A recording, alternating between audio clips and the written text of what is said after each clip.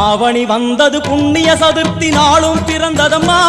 அதிகாலை முதலே மனையில் மங்கள மேளம் ஒலிக்குதம்மா